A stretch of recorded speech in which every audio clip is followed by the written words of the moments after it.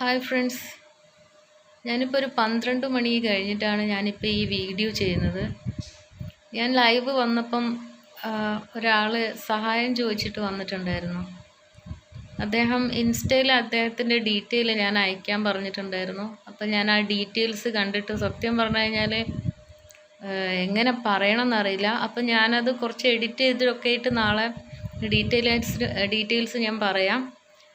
എനിക്കിപ്പോൾ ഓർമ്മ എന്താ വെച്ച് കഴിഞ്ഞാൽ 2018 ഇതുപോലെ ഒരു കമൻറ്റ് മഞ്ജു പിള്ള ആർട്ടിസ്റ്റിൻ്റെ കമൻറ്റിൽ കണ്ടിട്ടാണ് ഞാൻ ഒരു ഇത്തേനെ വിളിക്കുന്ന ആലപ്പുഴ ജില്ലയിലെ അവർ 5 പേര് മരിക്കാൻ പോയെടുത്തുനിന്ന് ഞാൻ എൻ്റെ സംസാരം കൊണ്ട് പറഞ്ഞു നിർത്തി. അതിനുശേഷം ആ ഒരു നന്ദി അവരെപ്പോഴും കാണിക്കുന്നുണ്ടായിരുന്നു. അതിന് ഞാൻ കല്യാണം കഴിയുന്ന 1.5 വർഷം മുന്നേ അവർക്ക് 1 വർഷത്തിൻ്റെ അടുത്ത് ഞാൻ ഫുഡിനുള്ള ക്യാഷ് വരെ ഞങ്ങൾ ഗ്രൂപ്പിൽ നിന്ന് കൊടുത്തിട്ടുണ്ടായിരുന്നു.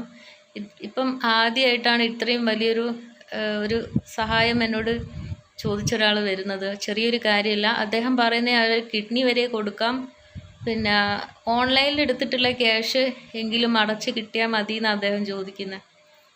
പിന്നെ എന്നോടും പേഴ്സണലായിട്ട് ചോദിച്ചായിരുന്നു. പക്ഷെ നമ്മളെ കയ്യിലിപ്പോൾ ഒന്നുമില്ല. അപ്പോൾ പബ്ലിക്കിൽ നമ്മൾ മലയാളീസ് എപ്പോഴും ഒരു കെട്ടായി നിന്നിട്ട് സഹായിക്കുന്ന ആൾക്കാരാണ്. അദ്ദേഹം മലയാളം സംസാരിക്കുന്നുണ്ട്, ടൈപ്പ് ചെയ്യുകയൊക്കെ ചെയ്യുന്നുണ്ട്. തമിഴ്നാട്ടിലെ ഐഡൻറ്റി കാര്യങ്ങളാണ്. വൈഫിൻ്റെ അസുഖം വന്നപ്പോഴും അങ്ങനെയൊക്കെ ആയിട്ട് ക്യാഷ് എടുത്തതാണ്. ഇത് കണ്ടപ്പോൾ എനിക്കിപ്പം ഒരു വീഡിയോ ചെയ്ത് നിങ്ങളോട് പറയണമെന്നുണ്ടായി.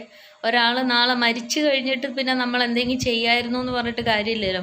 സത്യം പറഞ്ഞാൽ ഉറക്കമൊക്കെ പോയി. ആ ഒരു വീഡിയോ അവരെ കാര്യങ്ങളൊക്കെ അവർക്ക് എന്താ പറയുക, ഓൺലൈനിൽ ഇങ്ങനെ കടം എടുത്തു കഴിഞ്ഞാൽ ഒത്തിരി പ്രശ്നങ്ങളുണ്ടല്ലോ. അതിൻ്റെ സ്ക്രീൻഷോട്ടൊക്കെ അവർ അയച്ചു തന്നിട്ടുണ്ട്. അപ്പോൾ അദ്ദേഹം വളരെ മോശമായൊരു കണ്ടീഷനിലാണ് ഇപ്പോൾ ഉള്ളത്. അപ്പം ജനങ്ങൾ അവരെ ഒന്ന് സപ്പോർട്ട് ചെയ്യണം. ഒരാൾ ജീവിതമാണ് അത്. ഒരാൾ മരിച്ചു കഴിഞ്ഞാൽ നമുക്കൊന്നും ചെയ്യാൻ പറ്റില്ല.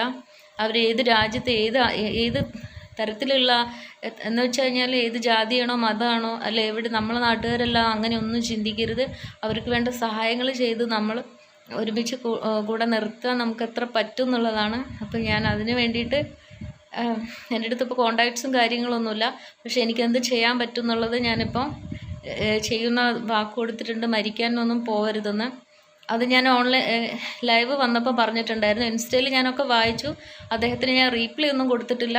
ഞാനിവിടെ യൂട്യൂബിൽ കമൻറ്റിൽ ഞാൻ റീപ്ലൈ ചെയ്തിട്ടുണ്ടായിരുന്നു. ഇപ്പോഴും ഞാൻ കമൻറ്റ് ചെയ്തിട്ടുണ്ട്. ഇതൊക്കെയാണ്. എന്തായാലും വളരെ ബുദ്ധിമുട്ടുള്ളൊരു സാഹചര്യമാണ്. ആരും കൈവിടരുത്. നാളെ ഞാൻ അതിന് വേണ്ടിയിട്ടുള്ള ഒരു വീഡിയോസ് ഇടാം. Thank you.